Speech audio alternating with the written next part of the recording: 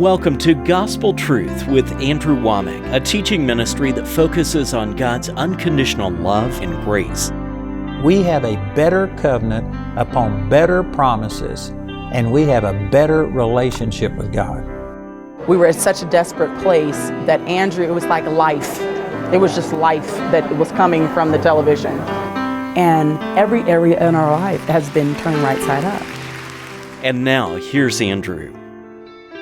Welcome to another special edition of the Gospel Truth. This week, I'm interviewing John Tesh about how God has changed his life and specifically healed him of cancer. So we've already been into this interview. We're continuing it today. Enjoy this, and I'll be back right at the close of today's broadcast. So before we get back to the healing, you went from being a news reporter and stuff, and correct me if I'm wrong because you know your story better than I do, but your passion was music, and you basically gave up Entertainment Tonight, which was quite a gig. You were on there for what, 10 years? Yeah. And I mean, I guess that was providing you with a lot of money, a lot of recognition. I mean, you were at the top of your game, and you basically walked away from it because that wasn't really what was in your heart. Yeah, what a move. I mean, coming from living in a tent right. to where you hit this level of success that gives you security, recognition and stuff, and then you just walk away from it. That's bound to have been a big deal. Yeah, it's a great question. Let's just leave it there. No, I'm sorry if you don't want to answer I'll answer anything, stuff, of course, obviously. But what happened to me was when I was at news at WCBS, I got a call to go to be a sportscaster for CBS Network, to travel the world, to do the Olympics, to do downhill skiing, all the rest of that stuff. And did you know that stuff? Did you know sports when you started doing it? How did you know to ask that question? The guy from Terry O'Neill and Van Gordon Sauter, who ran CBS Sports, call me up and they say, "Hey, I've been at CBS News for 6 years. We'd like you to come over here and work over here." And I said, "Listen, I think you have the wrong guy." I said, "I can't name three. I still can't. I can't name three NBA teams. You know, I played sports in school, but I'm not your guy." And they said, "No, we've seen you on the air. We're looking for you to be like a sideline reporter." And I said, "And you'll travel the world. And besides, you look bored on the air now." And I'm like, "What?" And I said, "That's a nice thing to say." They said, "Yeah, you look a little bored. You need a challenge." And I said, "Okay." And I don't know what made me say yes, but I said yes.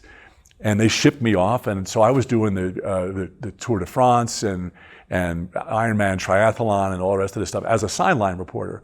And then somebody would get they'd get sick or they weren't available, and so I had to be the play-by-play guy. You know, and with James Brown, he calls himself JB. Yeah, JB was right behind me at CBS. But so y'all knew each other back in the day? Yeah, we did. But the cool thing about it was that when I did the Tour de France and when I did the Olympics and all that stuff, they always needed music. And I knew that they needed music because I was in that mix with them. So I would travel my synthesizers and stuff, to Europe. And I would play music for the Tour de France, and then one of those shows won an Emmy. And then I did some themes for golf and for football, and one of those won an Emmy. So all of a sudden, people are like, "Well, wait a second, maybe this kid knows what he's doing." And at the end of that, I got a call from the guys at Entertainment Tonight, and they said, "Hey, we saw a tape of yours." It's always like this, right? Anchoring the news in Nashville with Pat Sajak, and they said, "We'd like for you to come and audition for Entertainment Tonight." This was 1986. And so I said, "What is that?" I was like you. I said, I have no idea. I've never seen that. So I went and auditioned, and I was like, I don't know. It's entertainment news? I don't think so. And they said, "Well, listen, you only work 4 hours a day, and you can use and we have recording studios, and you can use them free of charge." So I said yes, left New York, went to Entertainment Tonight. And so that's when my touring career began, and recording career. But I couldn't get signed by a record label.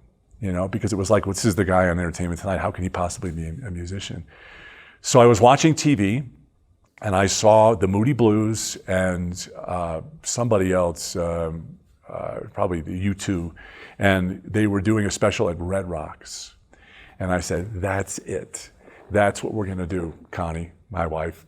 We're going to go. We have to do this." And so I went to PBS and said, "Hey, we have an idea for the special." And they're like, "Well, how many records are you selling a week? Do you have a background? I said, yeah, 50. And they said, how many concerts are you doing a year? And I said, 2. And they said, listen, if you make this special, then we'll take a look at it. And long story short, we took a second mortgage on our house. Connie said yes to this. So they didn't invest any money. You had not one penny. Oh, wow. But we started recording it. You can see video of this on our special that we recorded here at Charis.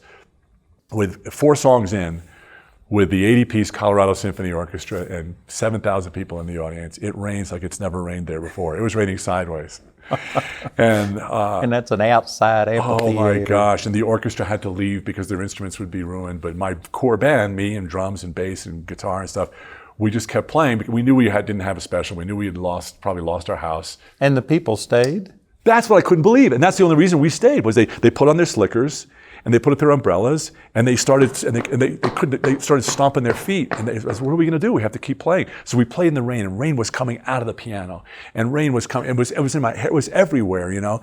And at the end of every song where we were playing in the rain, there was no applause. It was really weird because they were holding it. They only had one hand. They were holding an umbrella, so they go like this with their umbrella. So I'm looking out and going, oh my gosh, it's a Mary Poppins concert, you know. So your whole life was on the line. Your home mortgaged? Again. And were you still working for Entertainment Tonight when you did I was. That? So this was kind of like your... I wanted to show people. I wanted to say, this is what I am. I'm a musician. You know, and so after 4 more songs of playing in the rain, God supernaturally stopped the rain. The moon came out. This mist came along. You'd pay like $10,000 to have a mist do that. Mist came like a fog thing came out. And we continued playing, and there was a wonderful woman named Linda Taggart. I'm going to see her in a few weeks at Maryland Public Television, and she tested the show at midnight. She called me up the next day at Entertainment Tonight, and she said, "This show just blew all of our other shows away. I think you've got something here." And within... Now, what do you mean she tested it at midnight? She played it on her PBS station at midnight. Right? Sorry, and it raised a bunch of money for them. And she said, I think you got something. So the news traveled. All the rest of the PBS stations ran it for years. And we went from selling 50 records a week to 50,000 a month. Wow. I know. And it was another supernatural thing. And then I decided that I needed to go on tour, be on tour for like 50 tours, 50 shows in a row. And I went to Paramount Television. It was producing Entertainment Tonight. And I said, I'd like to leave my position as host of Entertainment Tonight. And they said, no. I said, what do you mean, no? I can't quit? No, you have a contract. And so, since I was a criminal... You just quit anyway. Did you just quit? I went to them and said, yeah, I quit. I did. I'm sorry. I know, I'm not like the... follow Paul, don't follow John, as John does.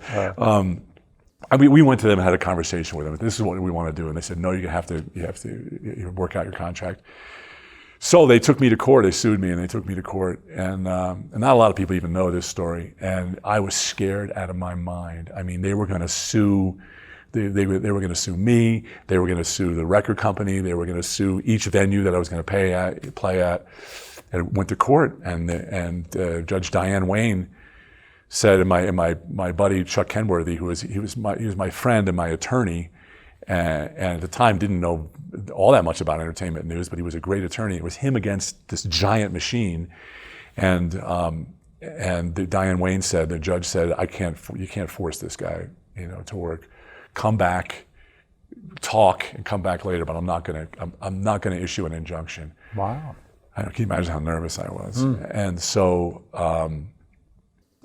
we went back and talked, and we made nice, and it was great. And I worked a couple of more months, and it was. So when was that that you actually? It was 1996. 96. Yeah, because Red Rocks was in 95. But yeah, Connie's like, don't tell any of these stories to Andrew. He's going to hate you. Oh no! To me, again, this just speaks to redemption, because we haven't got to where you are now yet. Yeah. But man, you and Connie are walking in the Word, and maybe later we can go into more detail. But you have Bible studies with Butch and Julianne Hartman. You're going into hospitals. You're seeing people healed.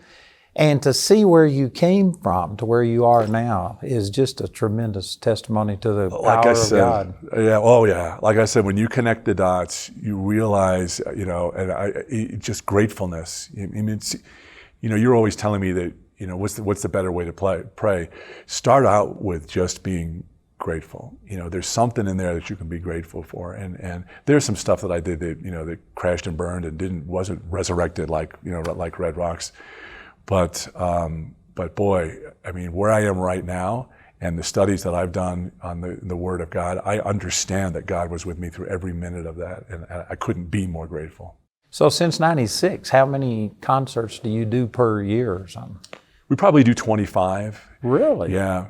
The difference between the concerts that we did and the concerts that we do now, since meeting you, since understanding what healing Scripture is that I always had a hard time, Andrew, sharing my faith.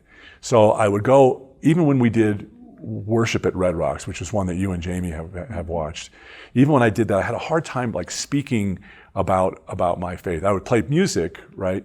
But I had a hard time speaking about it and explaining to people what my faith was.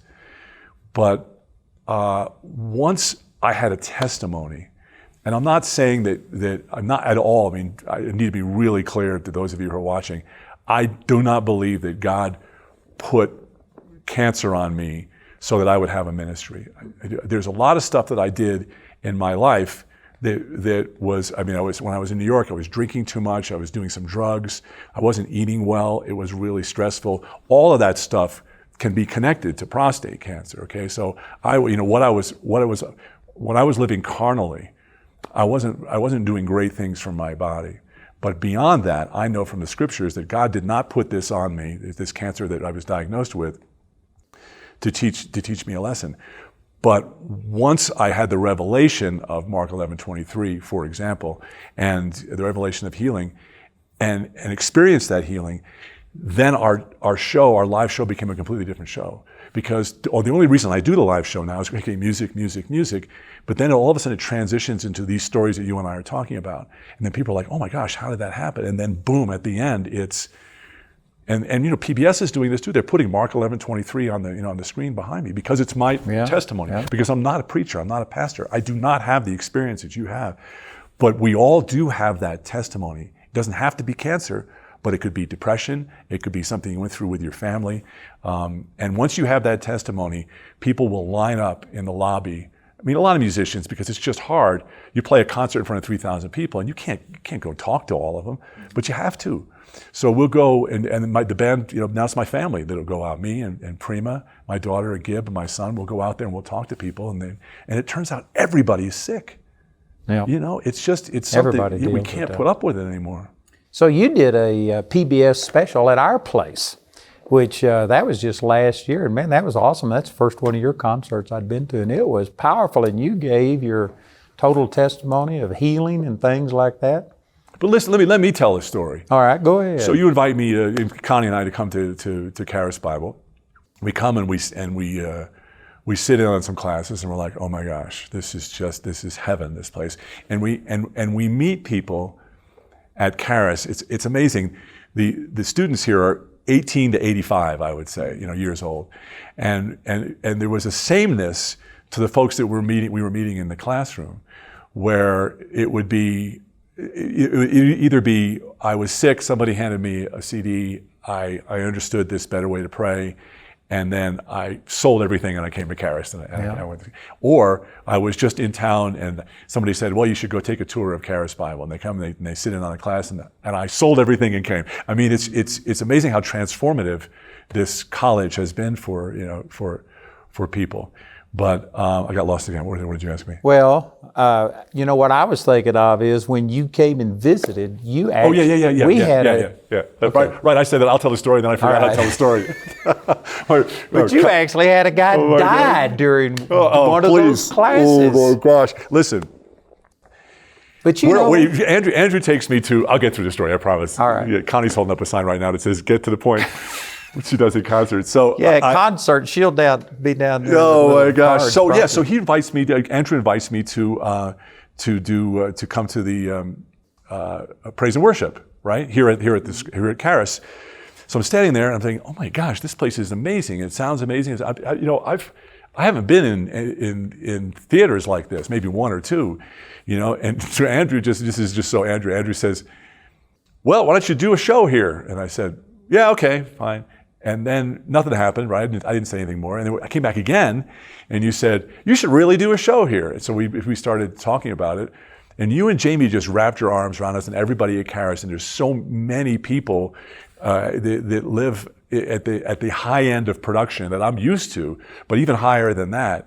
And when we came in for rehearsals for a week and we shot this thing here and you filled the place up with thousands of people, and now we've mixed it, took us a year, right? But now we've mixed it all up together, and now in public television said, yeah, we like this. We like the spirit of this, and they're putting it on the air. So with that awesome. One invitation, awesome. Think about the lives that you're going to touch with that one invitation, because in that show is the story of my supernatural divine healing. That's awesome. And so this will run on PBS, what? You said every couple of months for 6 months? For 3 years. Oh, for 3 years. For 3 years, yeah. Wow, that is awesome. Yeah, and then we'll run it on your network. And I remember one of the things you said that really blessed me was that the people that you worked with here and stuff like that were as good as any place you've ever used. And better. That was really good. Yeah, it was great. And Gib, our son, warmed up the audience. It was a family thing, right? Gib was hilarious. Yeah, Connie and Derek Packard directed together. Derek was amazing. And then Gib was doing comedy, and he also sang Hallelujah with us. Mm-hmm. And then Prima, our little dancer, she's 6 feet tall. She danced with us, and that's the show that we take out, and it's. And because you were recording it for PBS, there was times that you'd stop and you'd go back and redo something. Yeah, that's so a lot. Gib would come out and he would keep the audience entertained, and he was hilarious. Yeah. I thought he was really good. Yeah. So anyway, on the very first day, you kind of introduced your cancer, and that's kind of what got your attention and drew you to one of the teachings that I had. And the first round, you went through medical treatments and stuff like that, but it kept coming back. Yeah. Yeah. And so the first round of cancer you dealt with through medicine, but after you had grown a while, you just decided to basically stand and believe God. Tell us about that. Yeah, it's actually an interesting story. But I wanted to ask you, because I think this is really important for people to hear, because you said this to us when we were talking to you on the phone and trying to figure out how much treatment I was going to take, and I feel like, Andrew, if I had just not taken the treatments early on, that if I hadn't had faith for the doctors early on, I would be dead. Yeah. If it wasn't for doctors, all the Christians would be dead, because they hadn't known how to believe God.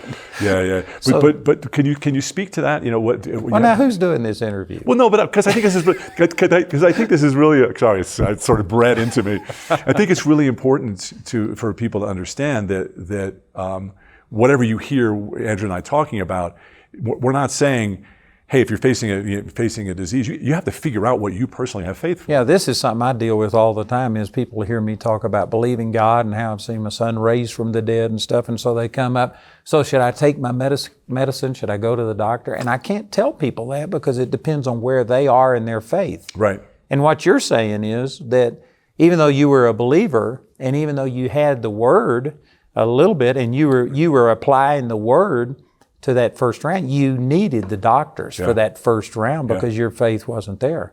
But as it came back, you had grown, and I remember just basically telling you it depends on what God's leading you to do, and God led you to just not go through. I think the terminology that I remember you using was they wanted to do carpet bombing on you, and you said that this wasn't good. Yeah, so it was about 2 years ago.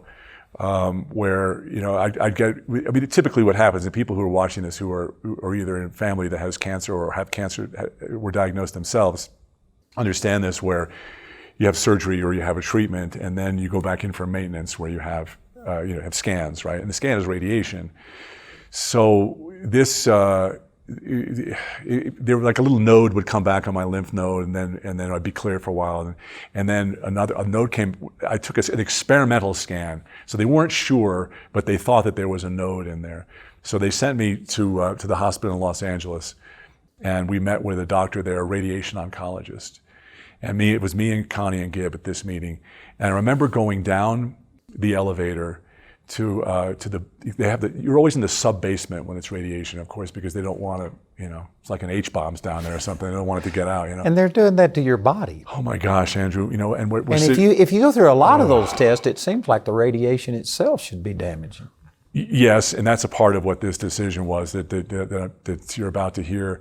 But in that waiting room were people, and it looked like some sort of post-apocalyptic film, where there were these terrible.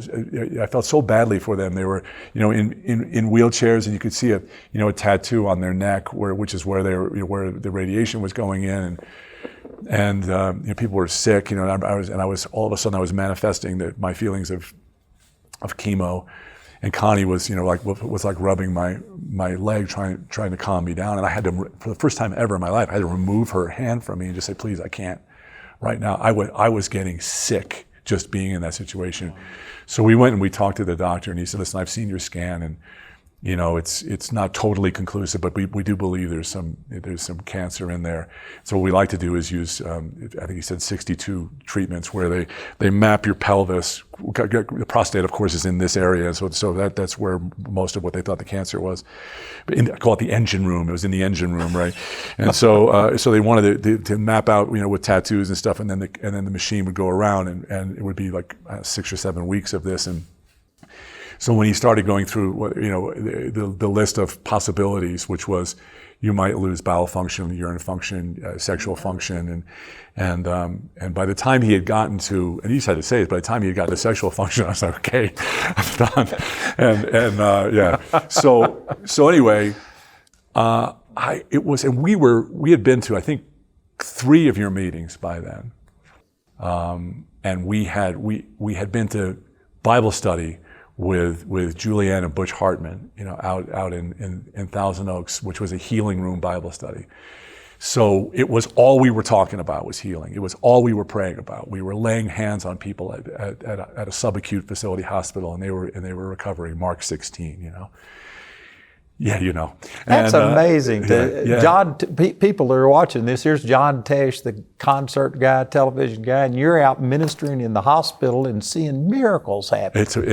And we just saw another one last week, and I know you just had one when you were in Orlando, and this woman came out of her wheelchair. So I'm here to tell you, I've seen it. It happens, and I've been around people who are healed. Do these people recognize you when you go into the hospital? Sometimes, and sometimes it really, and Connie probably more than me, but because she's a gorgeous actress.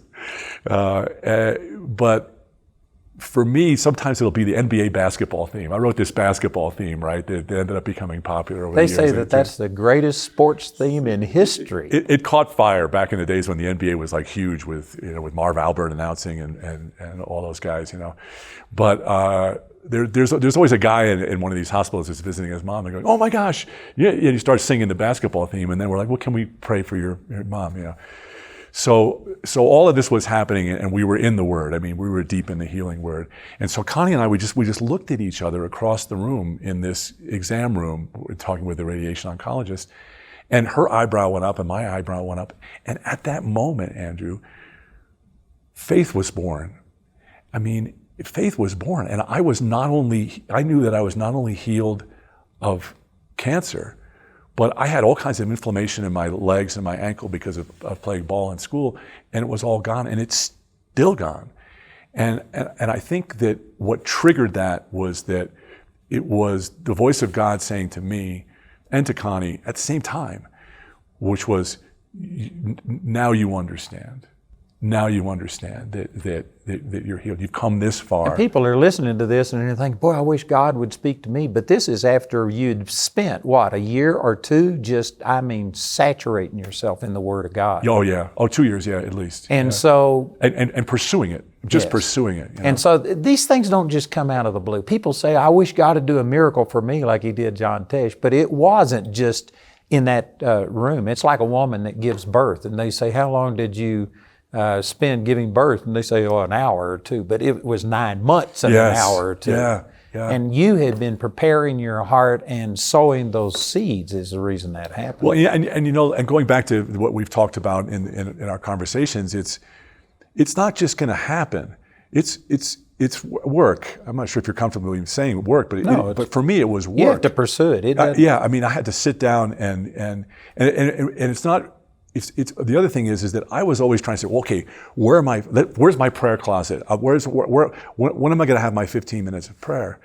And then I read this book by Brother Lawrence, is French. Pursuing practicing the presence of God. I read this, and it gives me chills just thinking about it.